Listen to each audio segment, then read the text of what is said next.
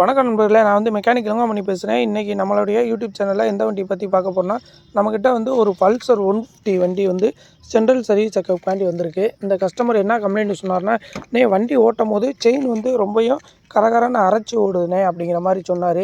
அப்புறம் chain bracket எப்போண்ணே மாற்றினீங்க அப்படின்னு கேட்கும்போது, நான் செயின் ப்ராக்கெட் 21,000 கிலோமீட்டரில் மாற்றினேன். இப்போ பார்த்தீங்கன்னா கிலோமீட்டர் ஒரு 2,800 3,000 கிட்ட ஓட போகுது அப்படிங்கிற மாதிரி சொன்னார். சரின்னு சொல்லி நம்மளும் செயின் ப்ராக்கெட்டை செக் பண்ணி பார்த்தோம்னா, செயின் ப்ராக்கெட் ஒரிஜினல் போடலை. நம்ம ஒரிஜினல் செயின் ப்ராக்கெட் போட்டோம்னா என்ன எப்படி இருக்கும்னு பார்க்கும்போது, செயின் கருப்பு கலரில் இருக்கும். இந்த மாதிரி கோல்டு கலரில் இருக்காது. அதுக்கப்புறம் மறுபடியும் கஸ்டமர்கிட்ட என்னண்ணே இந்த மாதிரி செயின் ப்ராக்கெட்டு லோக்கல்லண்ணே அப்படின்னு சொன்னதுக்கு, நான் ஆட்டோ ஸ்டோரில் போய் ஒரிஜினல் தான் கேட்டேன். அவங்க என்ன பண்ணாங்கன்னா, இந்த மாதிரி ஒரிஜினலோட இந்த செயின் வாங்கி போட்டிங்கன்னா உள்ளே ஓரிங்கி எல்லாமே வரும். இந்த கோல்டு கலரில் செயின் வரனால உங்களுக்கு செயினோட லைஃபு எல்லாமே நல்லாயிருக்கும் அப்படிங்கிற மாதிரி சொல்லி, ஒரிஜினலோட பார்த்தீங்கன்னா இது ரேட்டு கூட தான் இருந்துச்சு. அதை வாங்கி நான் மாட்டினேன்.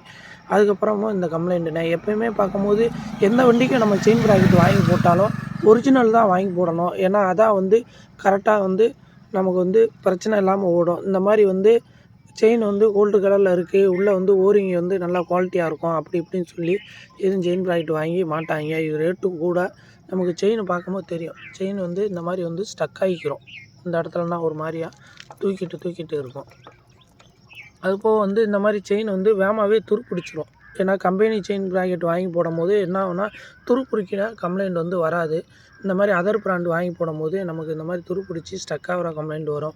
செயின்னா நம்ம குறைஞ்சது ஒரு 2,000 கிலோமீட்டருக்கு ஒருக்கனாலும் இந்த சின்ன செயின் கவரு எல்லாத்தையும் கழட்டி நல்லா நீட்டாக வாட்டர் வாஷ் பண்ணி செயின் ஃப்ரை அடித்தோம்னா நம்ம செயின் ப்ராக்கெட்டோட லைஃபும் நல்லாயிருக்கும். இப்படி தான் செயின் ப்ராக்கெட்டையும் நம்ம மெயின்டைன் பண்ணணும் நண்பர்களே. அதான் இன்றைக்கி இந்த பல்சர் 150 சர்வீஸ் செக்கப் வந்தனால இந்த செயின் ப்ராக்கெட்டை பற்றி ஒரு சின்ன பதிவு போட்டுன்னு தான் போட்டிருக்கேன். நன்றி, வணக்கம் நண்பர்களே.